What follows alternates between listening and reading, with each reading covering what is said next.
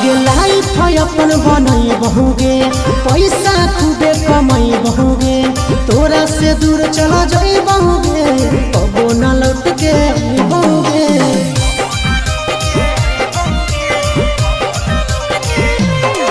आगे लाइफ अपन बनई बहुगे, पैसा खूबे कमाई बहुगे,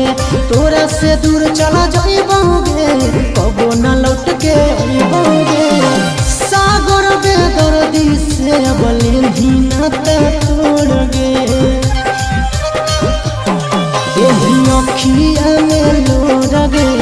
अब नहीं तो तोड़ गे,